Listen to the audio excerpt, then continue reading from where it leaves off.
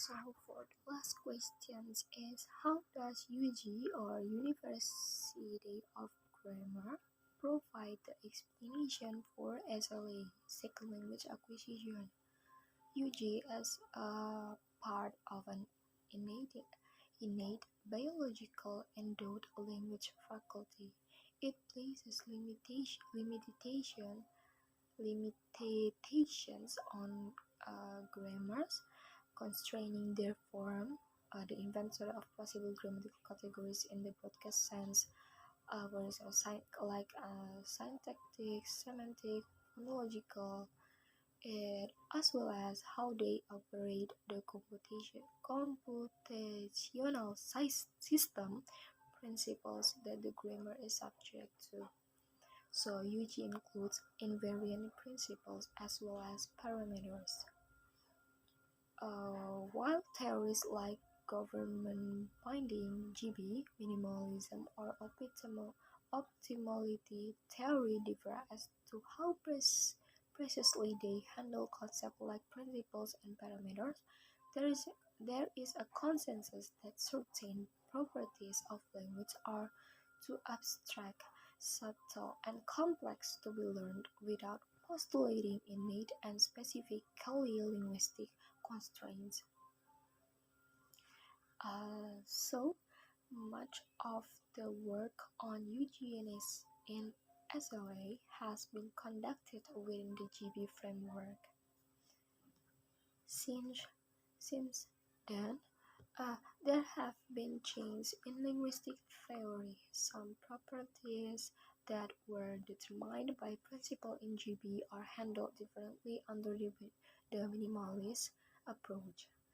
So the parameters have gradually become more constrained, being largely associated with variation in the lexicon.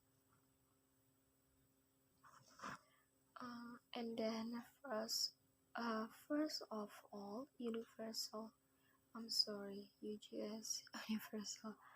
universal grammar. So universal grammar was pointed out for native language acquisition. Later, White or in 1989 claimed that UG constitutes the child initial stage or S0, the knowledge that child is equipped with in its range of input. A child's ability of first language acquisition is an innate talent accumulated in the native language environment and need to be taught, and it is a sort of biological endowment, quoted by Chomsky in 1986. Thus, L1 acquisition is constrained by UG largely, and in this condition, the first language knowledge that children acquire is called unconscious knowledge, which means that none of this knowledge appears to be taught, and therefore universal grammar plays a major role in native language acquisition. And then, what is it? I forgot.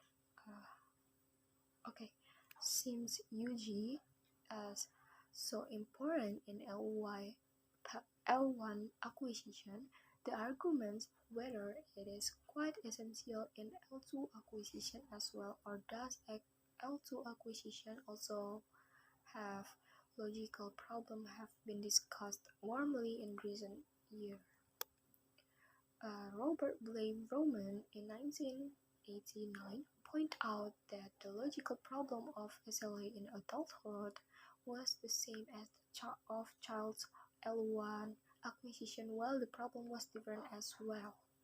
He claimed foreign language learning differs in the degree of success, in the character and uniformity of the resulting system, and its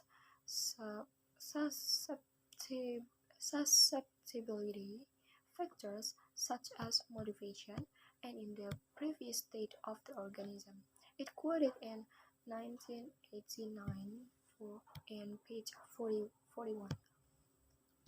And therefore, UG can affect L2 acquisition in some ways, but it differs from that of L1 acquisition in some degrees.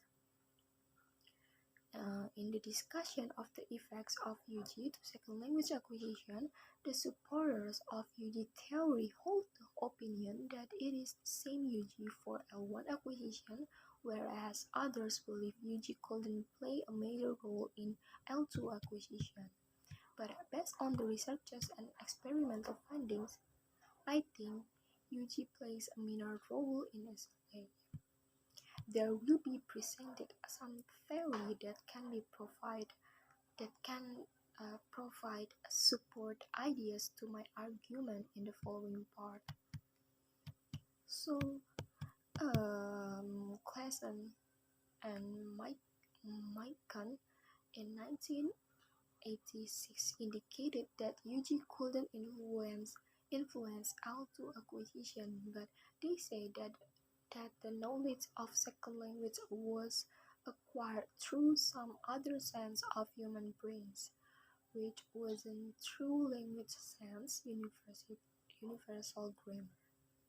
This theory denied the effect of UG